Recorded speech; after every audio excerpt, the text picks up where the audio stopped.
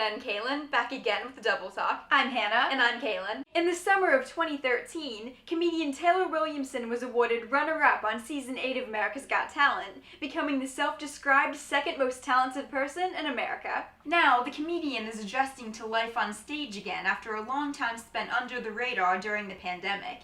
Listen in as we catch up with an old friend about how the competition show changed the trajectory of his career and the ups and downs of making people laugh for a living. It just occurred to me, earlier we were thinking about this, I don't actually know how you became a comedian. I became a comedian when I was 17 years old. I wrote jokes on paper and on my computer, and then I started doing comedy, and a band can go in a garage and perfect it by the time they go in front of an audience, but comedy, you don't know if it's funny. You can rehearse your lines, but you don't know if they're gonna be good or not until you go in front of a crowd. So it's very humbling. I'm going on stage tonight and I'm stressed out about it a little bit, honestly, because I'm gonna try out some stuff, and no matter who you are, you don't know if you're funny or not until you try it. Nowadays, people are always saying, there's no excuse not to go after what you want to do, even if it's, you want to be in movies or whatever, because you can just make your own movies. If all you had was YouTube, could you do what you do the way that you do it? Or do you need the crowd? Yeah, can a stand-up comedian start on YouTube? I guess, I mean, it doesn't mean you're gonna be good at it, but we've all were in this pandemic, and I did 9 shows in a whole year, outside, in front of people, and so I had to swallow my pride and my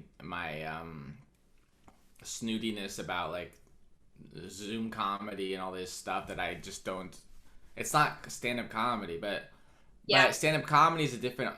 This art form of stand-up comedy is, to me, if I'm the Webster dictionary definer of it, is performing in front of a group of people and trying to make them laugh, But this past year, there's all these people that did Zoom shows. Some people loved it, I found it made me sad, honestly. It's not what I signed up for, and it doesn't feel special to me. I appreciated getting to make people laugh during a scary time, where people in a safe way. I was grateful for that. So it's not about me. It's about me paying my bills. It's also about trying to make people smile during a scary time. But yeah, now there's all these comedians who are getting famous. I went on America's Got Talent, and that blew me up. But there's people who just go on YouTube and Instagram, and they make videos that people think are funny, and some of them are really funny, some of them aren't funny. But then they build an audience, and then they go on tour, but they've never done stand-up. They're not really good at stand-up comedy, but I sound like an old bitter, this is not how it's supposed to be. But I don't. But it's interesting now. It's just about creating an audience, creating a cult, and then going and performing in front of them. It's not when I started, your job was to be really funny really good at stand-up comedy, be a great comedian.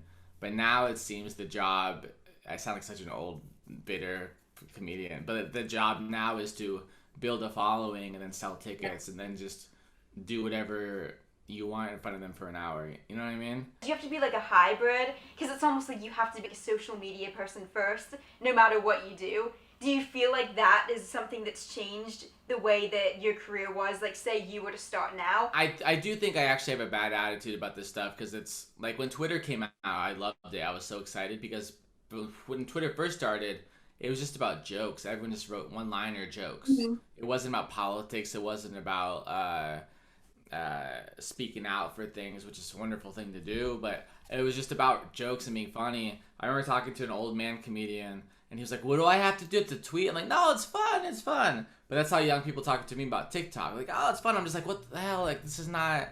literally when I started, my job was to tell jokes and be funny. I was on the tail end of this, though, so... as a stand-up, your job is to be funny. Then someone else's job is to promote the shows, and someone else's job... There wasn't social media. Mm-hmm. And someone else's job is to sell tickets, whatever. But now my job is to be funny and sell tickets and to run my social media and to edit videos and to make to a podcast and all this stuff. And listen, it's a wonderful thing for artists, because you don't need to have 1 million people love you to have a career.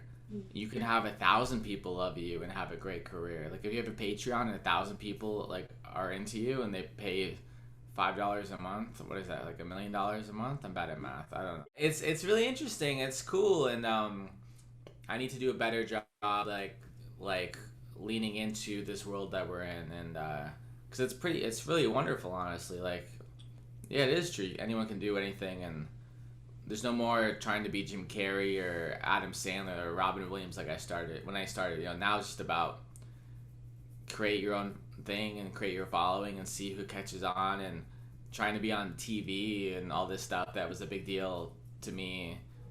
It's not the same anymore. Let's look on the bright side, because like you said, it is about, like pushing boundaries, but comedy's also about making people happy, making people laugh.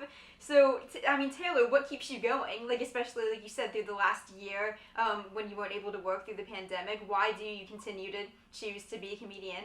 I love comedy so much. Why? Like, it's my favorite thing in the world when it's great, when there's a crowd of people who want to watch my style of weird jokes, and I can make them laugh, and we can do it for like an hour. Like, it's the coolest. For me, it's my favorite thing on earth. Like, AGT hit me up a few weeks ago to be on their finale. I'm not trying to be dramatic, but it's like I didn't work for a year. I didn't plan on this being my life, and people have it way worse, and of course, But like, I was like, when do I start working again? Like, is this what I want to do with my life? Do people care about me anymore? Because there's so much stuff happening, and it means the world to be asked, hey, do you want to come be the special guest for the comedian at the end, with Josh Blue, and so it was awesome. It was nice to see people, and it was just silly fun, and that led to more work too. And the good and bad thing about this business is you never know, as you know, that you never know what's around the corner. Like, there could be nothing, but you could also get a phone call the night. Like, I got an email, hey, are you around in 3 days to be on the finale of America's Got Talent? Like, yeah.